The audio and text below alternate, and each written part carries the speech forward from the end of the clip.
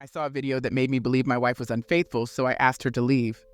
Later in court, it was revealed that the person in the video was her twin sister. Following this, my wife divorced me and remarried someone else. I've always held trust and loyalty in the highest regard, principles I carried from my military days right through to my marriage. This discipline, I believed, was the cornerstone of the family life I built with Sarah. Our path seemed predetermined, our future secure. Meeting Sarah in our youth, we had navigated the ups and downs of a relationship, constructing what I thought was an unshakable bond, capable of enduring any challenge. We had our daughters, Emily and Sophie, and a home that was meant to be our haven, a place of safety and tranquility. I devoted myself to being the best husband and father possible. Despite my efforts, a nagging suspicion occasionally whispered in the back of my mind, suggesting I was overlooking something crucial. This thought was subtle, almost imperceptible, yet persistently present. However, the magnitude of the betrayal that was to come was beyond my wildest imagination. Sarah and I had celebrated our 6th anniversary by the time I was 30, with our daughters still in their tender years. Sarah appeared to be the ideal partner, and I was convinced of our mutual happiness. But this belief was obliterated one evening that started ordinarily enough but ended in a revelation that turned my world upside down. That night, I was sorting through old boxes in the attic when I discovered an unmarked DVD. Driven by a strange intuition, I felt this was no ordinary disc.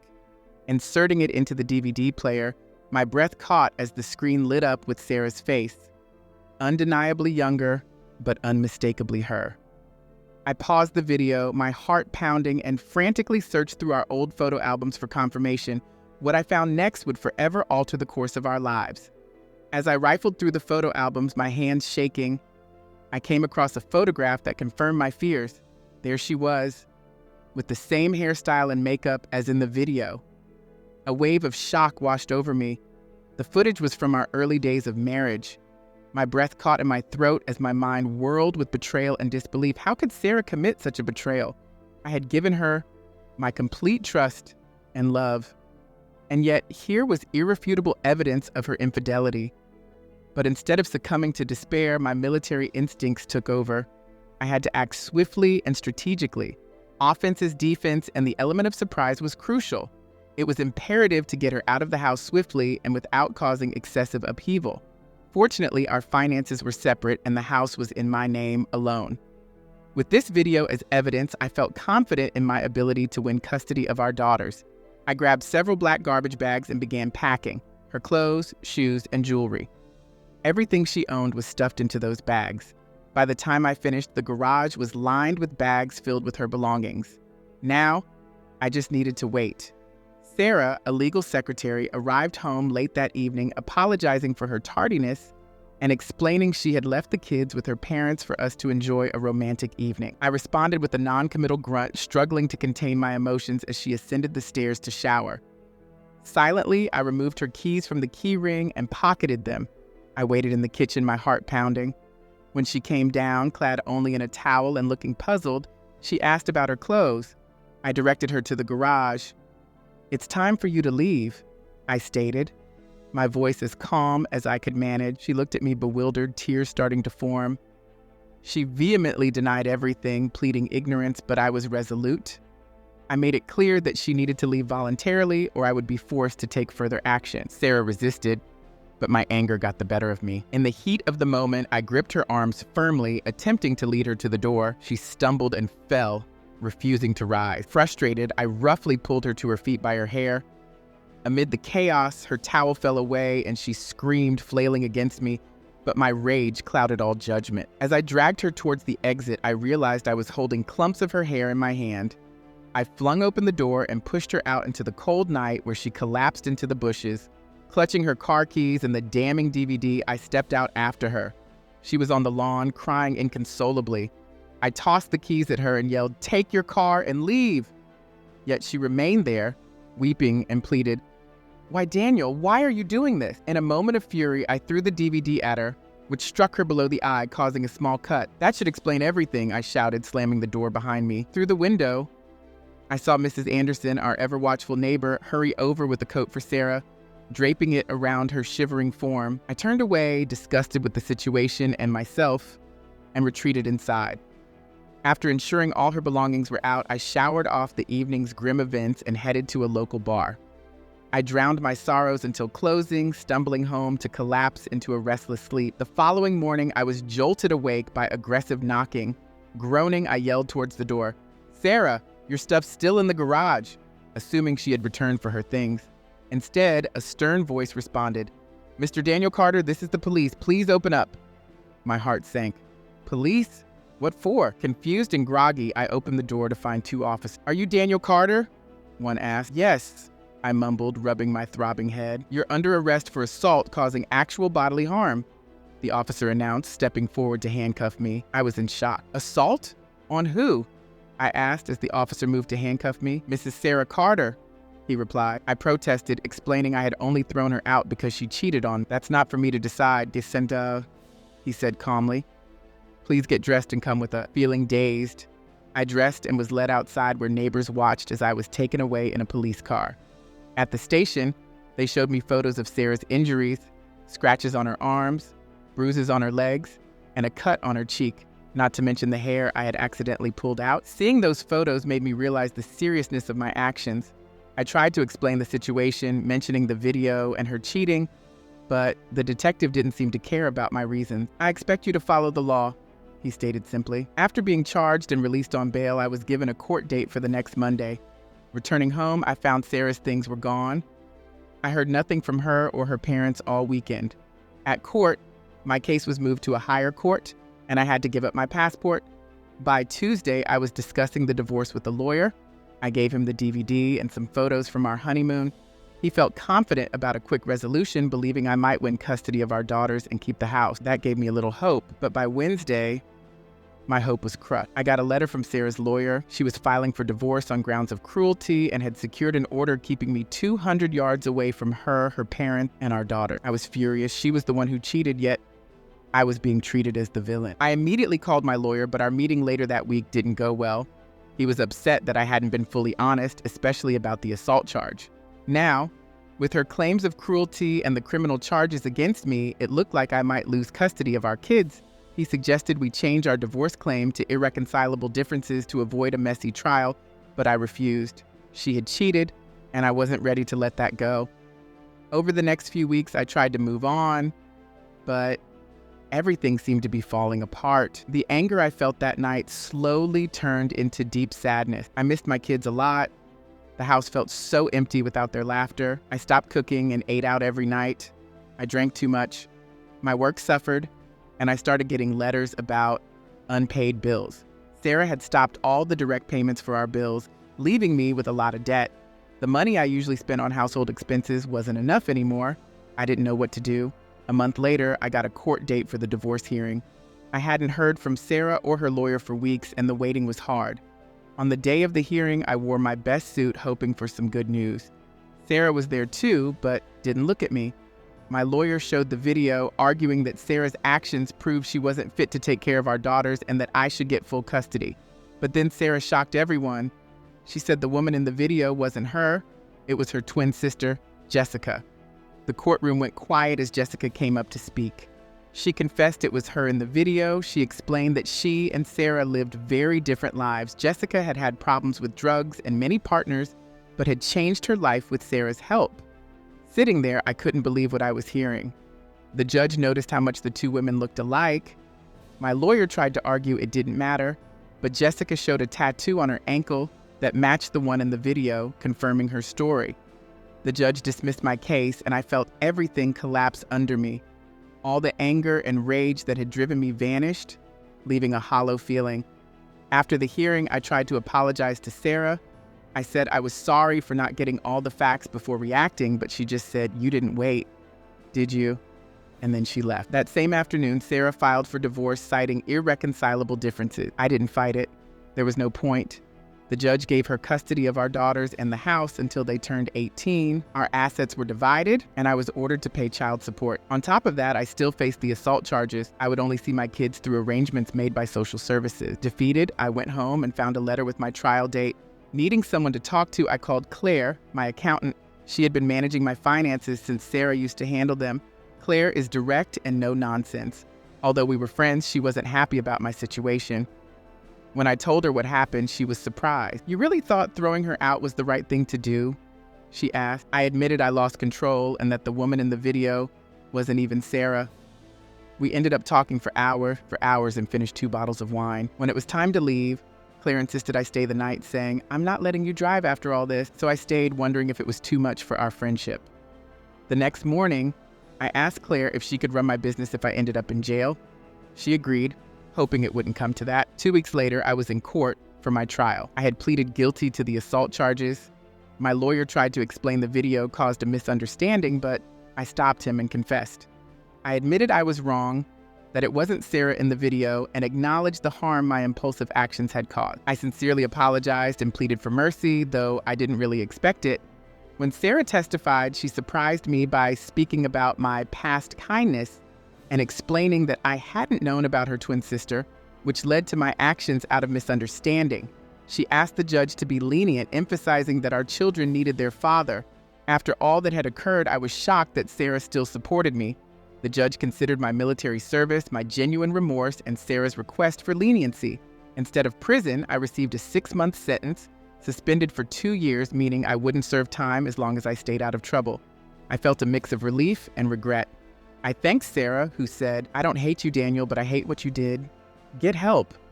She was right. I realized I needed to address my issues to avoid losing control again. Back at work, my team welcomed me and things started to feel normal, but personally, I was still struggling. That's when Claire, my accountant, had a serious talk with me about my finances. "Daniel, you've been losing money," she said straightforwardly. Julie had been covering these losses for a long time. I was shocked. I always thought I had everything under control, but it turned out Sarah had been the one managing things. Claire advised me to either cut costs or increase revenue to save my business. I chose to reduce expenses, which meant letting an employee go and scaling down our services. It was tough, but necessary. As time went on, the reality of everything hit me harder. I deeply missed my daughters, and my supervised visits with them were tough. The first few times were awkward. Emily ran to me immediately, but Sophie was hesitant. The visits felt unnatural to both of us, and it was clear the girls were uncomfortable. I brought coloring books and toys to make our time together more pleasant, but it was still tense. After 6 weeks, the social worker, Janice, gave me great news. She said supervision wasn't needed anymore and that Sarah and I could arrange visitation on our own. I was thrilled. It felt like a win amid the turmoil of my life. I thanked Janice a lot, and we even made jokes about how I was finally graduating from supervised visit. Later that day, I shared the good news with Sarah. She looked relieved, and we quickly decided that I would see the girls every other Sunday, hoping to make it whole weekends once I arranged a better place for them. On the first visit without supervision, Sarah and I had coffee before I took the girls out. She was warm, reminding me of how she was before everything went wrong. During our talk, she mentioned meeting someone named Eric and that she was happy. I tried to stay focused on our conversation, but it was tough knowing she was moving on while I felt stuck.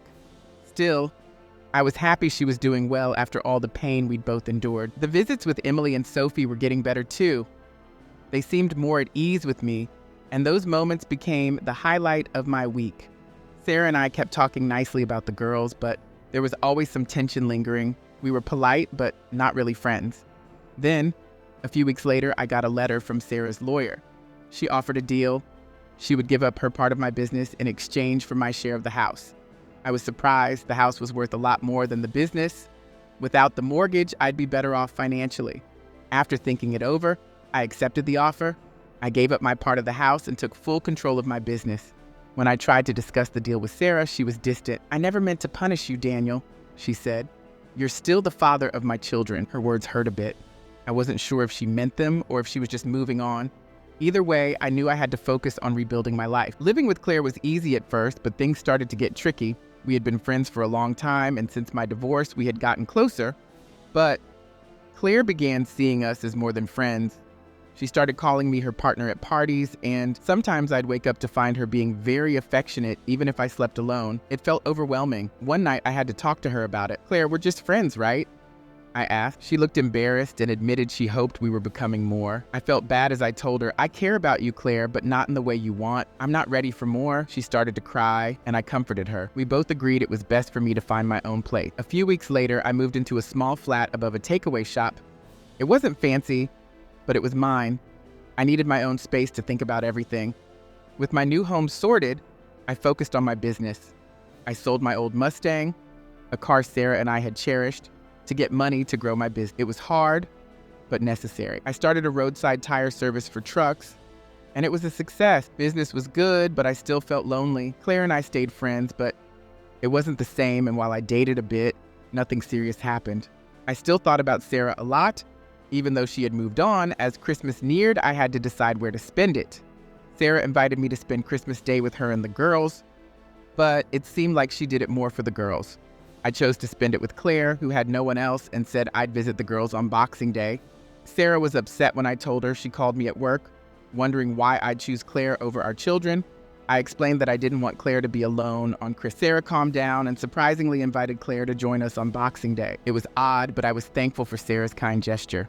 Christmas passed, and on Boxing Day, Claire and I joined Sarah, Emily, and Sophie. Surprisingly, the day went well. At the end, Claire whispered to me, "It's clear, Daniel. Sarah still has feelings for you. It's just that you both don't see it." I wasn't convinced. Sarah and I were getting along better, but the hurt from before was still there. Despite wanting to believe Claire, I knew things between Sarah and me had changed deeply. After Christmas, Sarah and I did start to get closer, mostly for our daughter's sake. There were times when it seemed like we might fix things, but then we would hit a setback and start all over again. It was tough, but I stayed patient. I focused on rebuilding my life, thinking that if Sarah and I were meant to get back together, it would happen eventually. 2 years post-divorce, I made a big move in my business by purchasing a small car dealership for $200,000. With Claire's help, I secured a loan for this, business was thriving, and I could support my daughters well. I even gave my employee Tom a chance to manage his own space in the new workshop. He was thrilled, and soon all the service bays were busy. Around that time, I met Kelly, a lively blonde who worked for an auto supply company. She started flirting right away, and after some playful exchanges, I asked her out. Our first date went well, and things quickly became physical. Kelly wanted more than just casual dates, and although hesitant at first, I was drawn to her. We started seeing each other often, but something about her bothered me. Kelly was very private. She rarely shared details about her personal life, and I felt she was hiding something. One evening after she left, I accidentally knocked over her handbag and found 2 gold rings inside, one with a diamond. It confirmed my doubts. Kelly was married. The next time we met, I confronted her about the rings. At first, Kelly tried to deny it, saying she had lost the rings. But when I pushed for the truth, she broke down and admitted she wasn't divorced and still lived with her husband, who worked nights. She told her mom she was out with friends when she met me. I was really upset and disappointed. I had trusted Kelly, and it turned out she had lied from the start. I told her we couldn't see each other anymore and asked her to leave. She apologized, but it was too late. As she left, I thought about how I had fallen into the same trap again, trusting someone who ended up betraying. A week later, I was at Sarah's house to pick up the girl. In the kitchen, I noticed our old wedding photo was gone from the mantle. "You're not wearing your rings anymore," I mentioned casually. Sarah avoided looking at me and said quietly, "Well, I haven't been married for 4 years." Her voice was sad, but I didn't push further. As my 40th birthday neared, I decided to buy myself a new car, a sleek black Mercedes. On my birthday, my team threw a party at the workshop with drinks, dinner, and even a stripper, all organized by Tom and Eric, my business partner. The party was fun, but I felt like something was missing. Sarah and the girls hadn't sent a birthday card, which hurt more than I expected. Claire tried to lift my spirits, but I knew I needed to do more than just distract myself. I needed to think about my life and what I really wanted for my future. The next Sunday, I picked up Emily and Sophie in my new car. They loved it, and when we got to Sarah's, Emily excitedly told her mom about it. Sarah seemed surprised and asked, "What brought that on?" I replied lightly, "It was a birthday present to myself." Emily looked at her mom sharply. Emily was upset and blurted out, "I told you we should have done something for Dad's birthday, but you made us spend it with Miles. I hate him, and I hate you." Sarah's eyes filled with tears. I quickly tried to smooth things over, telling her that Emily didn't really mean it. "She's just upset she missed my birthday, so," I explained. Sarah apologized, but I could see she was hurt. It was obvious that her life with Miles wasn't going as well as she had hoped. Over time, I noticed that something seemed wrong between Sarah and Miles. The girls didn't like him much, and Sarah always changed the subject when I brought him up. I tried to focus on my business and my daughters, but I kept wondering what was really happening with them. One evening, Sarah called me to meet for dinner. She sounded uneasy, and I wasn't sure what to expect. At the restaurant, she was dressed elegantly in a black dress. We chatted about small things during the meal, but I sensed she had something serious to discuss. After we ate, she took a deep breath and said, "Daniel, I didn't ask you here to talk about us getting back together. I'm going to marry Miles." I felt a shock, but tried not to show it. "What do you need from me?" I asked calmly. She hesitated, then said, "Miles's family wants the girls to take his last name. He can't have kids, and his family will disown him if he doesn't have descendants with his name." I was stunned. "Are you asking me to let him adopt my daughter? How long have you known this guy?" She replied, "I've known Miles for 5 years. He's a barrister, and we work together. This isn't a sudden decision, Daniel." Couldn't believe it. "Sarah, I'm not letting anyone adopt my children, especially not someone they don't even like. You're making this too difficult," she argued, getting frustrated. "I thought you'd be relieved to stop paying child support. That's all I'm asking." Anger welled up in me. "Sarah, I've changed, but I'm not the type to trade my children just to save money. Tell me, how does this benefit the girls?" She couldn't give me a good answer, and I realized she hadn't really expected me to agree. This was more about her and Miles than about what was best for our kids. After a long silence, she finally said, "Miles can't have kids. This is the only way." I felt betrayed again and firmly said, "I won't sign anything until you're married, and I want it in writing that my time with the girls won't change." Sarah nodded, looking disappointed. Soon after, Miles arrived at the restaurant. The air was tense as I got ready to leave.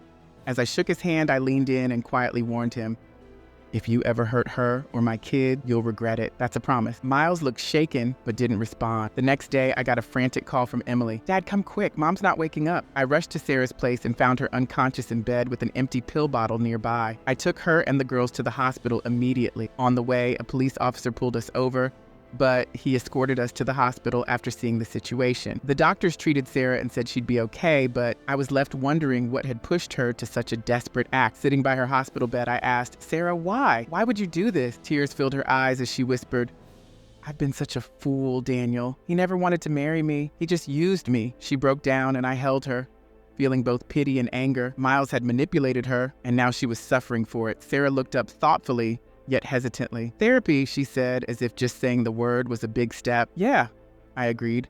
"For both of us, we've been trying to do everything alone for too long. The girls deserve parents who can handle their feelings, who can be there for them without all this chaos." She sighed, playing with her coffee cup. "I don't know, Daniel. I always thought I could fix things myself, but now I'm not sure I can fix everything alone." "It's not about doing it all by yourself," I told her gently. "It's about recognizing that sometimes we need help. I've been seeing a therapist since everything happened, and it's actually helped a lot." Her eyes showed surprise and curiosity. "You've been in therapy?" "Yes," I admitted. "After the divorce and the assault charge, it was tough to face what I had done, but I knew I needed to stop the downward spiral." There was a long silence, and I thought maybe she would say no, but then she spoke quietly. "Okay, I'll try it, for the girls, and maybe for me too." I felt a wave of relief. This was a step forward, even if it was small. "I can help you find someone good," I offered. "It doesn't have to be a big deal, but it might help." She nodded, and the air between us felt lighter. It wasn't a fix for everything, but it was a beginning. The following days were filled with appointments and tough talks. Sarah started seeing a therapist, and I kept up with mine.